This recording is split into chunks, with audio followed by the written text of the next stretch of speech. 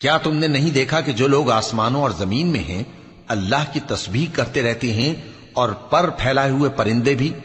اور سب اپنی نماز اور تسبیح کے طریقے سے واقف ہیں، اور جو کچھ وہ کرتے ہیں سب اللہ کو معلوم ہے، اور آسمان اور زمین کی بادشاہی اللہ ہی کے لیے ہے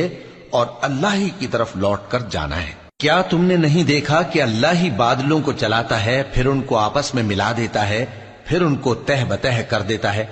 پھر تم دیکھتے ہو کہ بادل سے مے نکل کر برس رہا ہے،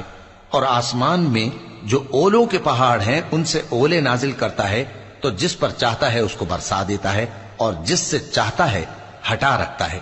اور بادل میں جو بجلی ہوتی ہے اس کی چمک آنکھوں کو خیرہ کر کے بینائی کو اچکے لیے جاتی ہے۔ اللہ ہی رات اور دن کو بدلتا رہتا ہے، اہل بصارت کے لیے اس میں بڑی عبرت ہے۔ اور اللہ ہی نے ہر چلنے پھرنے والے جاندار کو پانی سے پیدا کیا، تو ان میں سے بعض ایسے ہیں کہ پیٹ کے بل چلتے ہیں، اور بعض ایسے ہیں جو 2 پاؤں پر چلتے ہیں، اور بعض ایسے ہیں جو 4 پاؤں پر چلتے ہیں۔ اللہ جو چاہتا ہے پیدا کرتا ہے، بے شک اللہ ہر چیز پر